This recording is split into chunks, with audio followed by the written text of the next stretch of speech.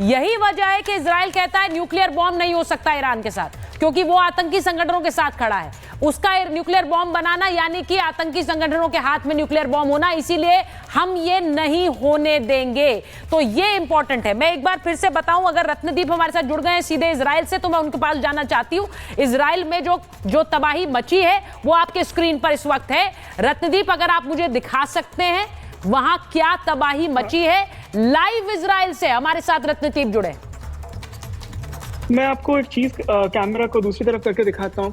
Full दिखाइए please. जो आप बिल्डिंग देख रहे हैं, और ये बिल्डिंग लगभग 2 दिन पहले यहाँ पे एक मिसाइल गिरा था सामने एकदम, और ये पूरा बिल्डिंग देख सकते हैं इवैक्यूएट करना पड़ा। सामने जो भी घर है वो सारे घर टूट गए हैं, और जो भी यहाँ पे सिविलियन रहते हैं वो सारे बंद है। इनफैक्ट यहाँ पे 2-3 दिन पहले कॉफी शॉप भी होते थे, ये सारे बंद पड़े हैं अभी। और बोला है कि 1-2 दिन पहले का जो स्ट्राइक हुआ है यहाँ पे, लगभग 20 से 30 जो घर यहाँ पे है वो सारे नष्ट हो गए, और उनके जो भी रेसिडेंट्स थे यहाँ पे वो सबको निकालना पड़ा। आपको मैं सामने से दिखाता हूँ, ये देखिए, ये पूरा स्ट्रक्चर टूट गया है। मैं आपको और एक चीज दिखाता हूँ। यहाँ पे कैफे शॉप खुला था 1 हफ्ते पहले, ये कैफे शॉप अभी बंद कर दिया गया है, और यहाँ पे लिखा है नरिश विल बी बैक।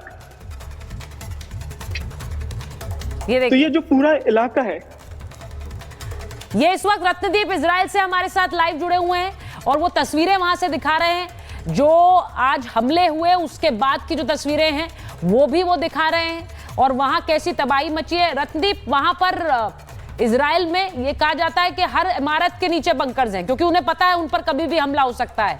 तो जी हाँ जी बिल्कुल। और ये भी पता है कि आज मैं सुबह भी गया था एक ऐसी जगह पे, मैंने देखा जो ऊपर वाले जो मंजिल है वो पूरा टूट गया था।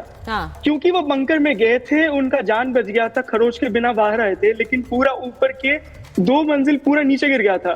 तो बंकर के बिना ये जो बॉम्ब्स गिर रहे हैं, जो मिसाइलें गिर रहे हैं, उसके बिना, बंकर्स के बिना रहना बहुत ही ज्यादा मुश्किल है।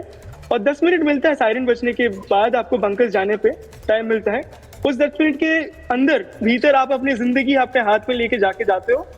आपने फिर भी देखा है, मैं आपको बोलूं, 2 दिन पहले पेटा टिकवा में बंकर के अंदर थे, लेकिन डायरेक्ट हिट हुए थे, वहां पे मारे गए थे। तो ऐसा नहीं कि बंकर पूरा फुल प्रूफ है, लेकिन मंजिल में रहने के ऊपर 1-2 फ्लोर में रहने के लिए जो सेफ रूम नहीं है, उससे बहुत ज्यादा सेफ है अगर आप बंकर में जाके रुके। देखिए, ये इजराइल की तस्वीर है। अब ये बड़ा दिलचस्प है समझना। मैं मेजर तूर के पास जा रही हूँ जरा एक बार। मेजर तूर, ये बड़ा दिलचस्प है कि वहां पर इजराइल जानता है हमें हमारे ऊपर भी हमला होगा, हमारे ऊपर भी, हमारे देश में भी तबाही मच रही है, लेकिन उन्हें there is nobody stopping them. वो ईरान पर हमला कर रहे हैं, और वो अभी आईडीएफ को कह रहे हैं नेतन्याहू कि इससे भीषण हमला करिए। उन्हें पता है उनके देश में भी तबाही मचेगी, लेकिन नहीं रुकेंगे वो। देखिए सुचारिता, अगर आप इतिहास में जाएं तो जो 6 डे वॉर था, यौम किपुर वॉर, उसमें तो फोर्सेस काफी किलोमीटर तक अंदर आ चुकी थी। इनके बहुत ही मतलब जो इजराइल ने किया था एरियल शेरॉन के अंडर, जनरल एरियल शेरॉन के अंडर, वो टैक्टिकल विड्रॉल, इन्होंने विड्रॉ करके अपनी तैयारी की और इलाका तैयार किया जहां पे सीरिया के टैंक, लेबनी ये हिजबुल्लाह की जो फोर्सेस हैं उनके लिए किलिंग एरिया रेडी किया था। तो देखें, इन्हें पता है ये कॉन्स्क्रिप्ट से भरी हुई पॉपुलेशन है, ये घबराते नहीं है, और बॉम्बे, इन्हें पता है कि नुकसान होगा, पर ये एक माइंडसेट लेके चल रहे हैं कि आज नुकसान उठा लो ताकि आने वाली 5 से 10 पीढ़ियां शांति से सरवाइव कर सकेंगी।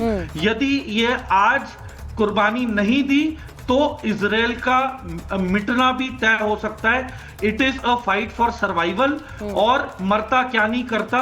और मुझे लगता है कि इजराइल ऑल आउट अभी नहीं, पर सही समय पे सही मौका देख के फिर अपनी हरकत करेगा। चलिए, मैं मेरे साथ जितने भी मेहमान हैं, मैं बहुत जल्दी एक रिएक्शन सबसे लेना चाहती हूँ, और इस पर एनालिसिस नहीं चाह रही हूँ, लेकिन मैं चाह रही हूँ कि आप लोग, क्योंकि आप लोग सब बहुत अनुभवी हैं, आपको लग रहा है कि आज की रात अमेरिका अटैक कर सकता है? Starting with you professor Tripathi. मुझे नहीं लगता है कि अमेरिका अटैक करेगा, ये पोस्चरिंग का हिस्सा है। ठीक है, क्योंकि ये पोस्चरिंग इसलिए आक्रामक भी है क्योंकि इजराइल लगातार एक और डिफेंसिव मोड में है, और ट्रंप को लगता है कि यही एक वक्त है कि ईरान को पूरी तरीके पर डोनाल्ड ट्रंप बहुत अनप्रेडिक्टेबल हैं, हम नहीं जानते वो क्या कहेंगे। कल उन्होंने जो बयान दिया है उससे तो कुछ लोगों को समझ नहीं आया। वो जंग रोकना चाह रहे हैं, वो जंग को आगे बढ़ाना चाह रहे हैं, वो ईरान से सीजफायर करेंगे कि नहीं करेंगे। पहले वो कहते हैं इट्स टू लेट, फिर वो कहते हैं कि अभी बहुत देरी नहीं हुई है।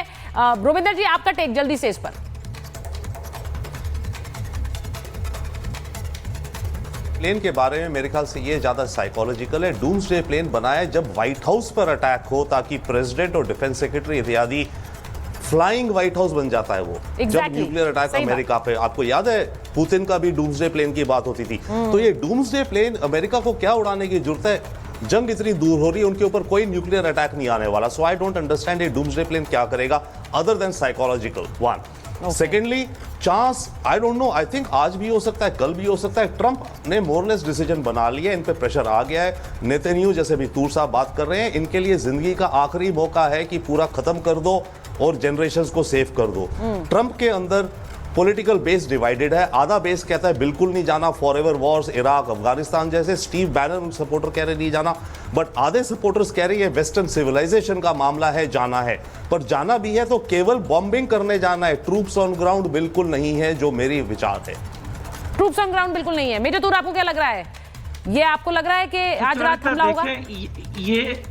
ये जो डूम्सडे प्लेन है, इसका असली नाम है नेशनल एयरबोर्न ऑपरेशंस कमांड। तो बेसिकली ये टोटल 4 बने हैं यूएसए के लिए, और ये 4 अलग अलग जगहों पे उड़ सकते हैं एक ही टाइम पे, या फिर जैसे रिक्वायरमेंट हो। तो प्रोबेबली ये अभी जो एयरक्राफ्ट है इसमें हमला आपको लग रहा होगा जनरल्स हैं। देखिए, मैं थोड़ा सा इस पर फोकस करना चाह रही हूं। सुचारिता इतना जल्दी नहीं होगा। नहीं होगा। देखिए, खाड़ी युद्ध में भी 3 महीने लगे थे ट्रूप्स को तैयार करने के लिए। लेकिन फिर इस जंग को रोकने वाला कौन है? ये फिर इसी तरह से चलता रहेगा, तबाही मचती रहेगी दोनों देशों में। वो अपनी मिसाइलें दागेंगे, यहां से उनकी जाएंगी।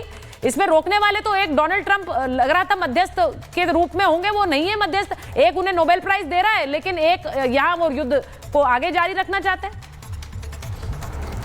देखिए सुचारिता, ये बेसिकली पूरा समतल करेंगे तेहरान को। ये इनकी सभी मिलिट्री साइट्स, देखिए अमेरिका बिल्कुल, देखिए वियतनाम के बाद शायद ये पहला देश है जिसके पास मतलब टेक्नोलॉजी है, हथियार है, मैन पावर है और टैक्टिकल माइंडसेट भी है, जिस तरीके से ईरान है आज की तारीख में। तो मुझे नहीं लगता कि अमेरिका ओपनली इतना गूदा है उसके पास कि इन्हें फेस कर सके। वो तो उत्तर कोरिया से भी आज तक एक ही बार 1953 में लड़ा, उसके बाद कभी भी उसने आगे नहीं पहल की।